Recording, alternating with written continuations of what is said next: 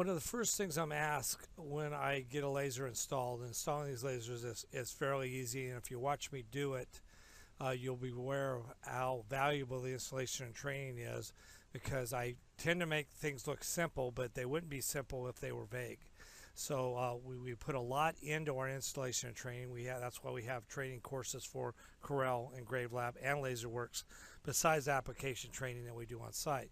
And one of the parts of application training is dialing a particular machine in for a material. So everybody's laser is a little different. I have a 120 watt laser. It measures 135 on the material. Next guy could have a 120 watt laser that measures 129 on the material. Next guy 140. I've seen a range of about 15 watts plus. I've never seen one that was actually 120 watts on the material itself. It's always a little bit more, 5 to 10 watts basically. But that 5 to 10 watts can be all the difference in the world on how you look, how much you go. Remember, going full speed might not necessarily mean higher production times, in the fact that you're creating more over travel, so you could be creating more time. There's a happy medium to speed.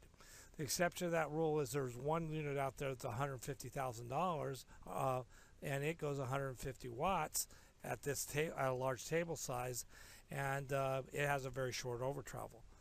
But barring that technology, even they're maybe getting 10 plates in a day where you're getting 7.5 to 8. So that's why we have to dial a machine in. So when we go back to Laserworks, we have a layout on the screen. We double click on the first color. Once we're in here, we can change from colors as we need to, as we said before. But power and speed are in relationship, in other words. So the more power I go at the same speed, the deeper I'm going to burn. The less power at the same speed, the deeper I'm going to burn. The same thing is if I go faster, if I go up to 1,000 millimeters a second, I'm not going to burn as deep at 65 as I would at maintaining 65. 700 will burn, let's say, just for a number, 0.015. Increase it, I might go half of that. Interval is your number of lines per inch. So this is 500 dpi.